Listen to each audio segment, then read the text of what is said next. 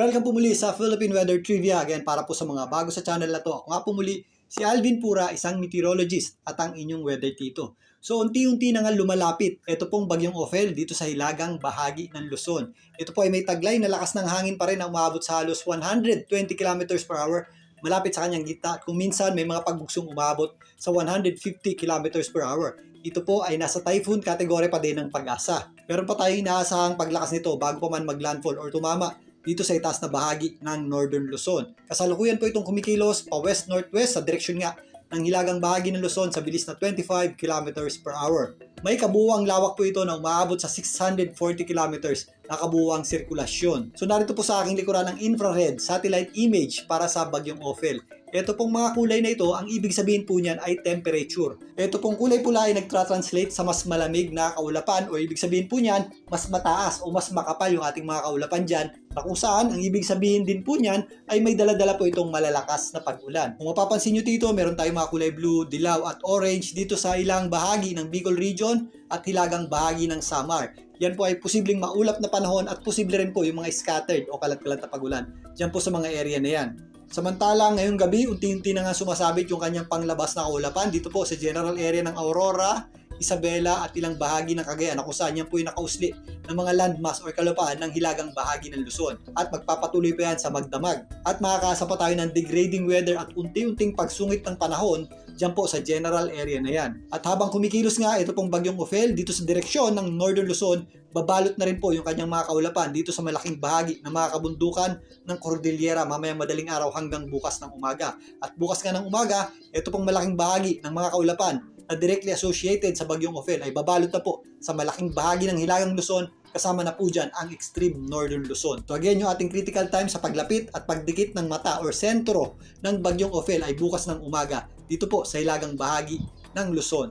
Maliban dyan, ang malaking bahagi naman ng Central Luzon ay makakaranas po ng mas maulap na panahon at posible rin po yung mga scattered o kalat-kalat na pag-ulan. Dahil naman yan sa panglabas na kaulapan o dito po sa outer circulation o outer circumference ng bagyong Ophel bukas. Pero again, yung ating concentration ng mapanganib na lakas ng hangin at malalakas na mga pag-ulan ay dun po sa mga general area na didikitan at lalapitan ng center o gitna nito pong bagyong Ophel, which is dito po yan sa hilagang bahagi ng Luzon at extreme northern Luzon.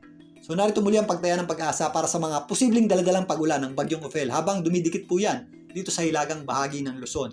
Ngayong magdamaga, habang unti-unting lumalapit ang bagyong Ophel, unti-unti rin po niyang makocover ng kanyang kaulapan at mga pag-ulan. Ito pong eastern section ng Northern Luzon. Dahil po dyan, asahan po natin ang mga posibleng heavy hanggang intense rains dito po sa general area ng Cagayan kasama na po dyan ang Isabela. Samantalang moderate at kung minsan heavy rains naman ang ating aasahan dito po sa mga kabundukan ng Cordillera kasama po dyan ang Apayao, maging dito sa Kalinga, Abra, Ifugao, kasama na rin po dyan ng Nueva Vizcaya at ilang bahagi ng Quirino.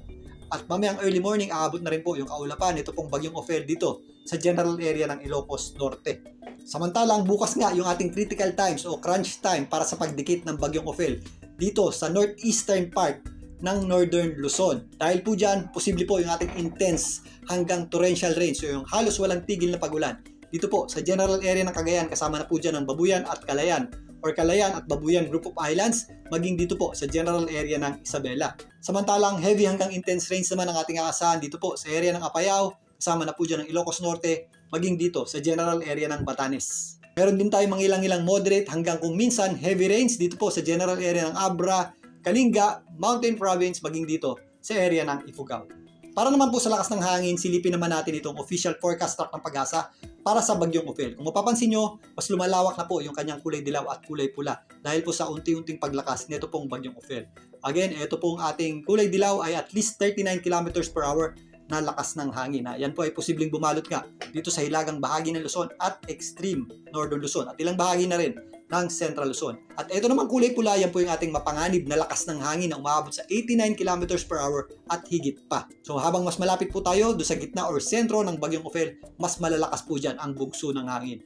Yan po ay posibleng sumabit dito po sa general area ng Cagayan, Calayan at Babuyan Group of Islands at gigili dito sa may western section ng Batanes area. At again, inuulit nga natin yung ating crunch time o critical time sa pagtawid ng bagyong Ophel dito sa northeastern part ng hilagang Luzon ay mula mamayang madaling araw hanggang bukas ng umaga at magpapatuloy pa yan sa darating na Biyernes habang nandito na po yan sa itaas na bahagi ng extreme northern Luzon. Kaya again, doble ingat po tayo sa mga posibleng epekto ng malalakas na bugso ng hangin maliban sa malalakas na pagulan. Maaaring idulot ng bagyong Ophel, particularly dito sa north portion o dito sa hilagang bahagi ng Luzon. Ngayon, talakayin naman natin ang bagyong may international name na Manny o yung posibleng tawaging bagyong Pipito. Simulan natin dito sa multi-agency o iba't ibang weather agency na forecast track para dito nga sa tropical storm Manny. Pinapakita dito na patuloy na kikilos pa southwestward. Ito pong bagyong Manny o pasubsob bago pa man makapasok sa loob ng ating Philippine Area of Responsibility.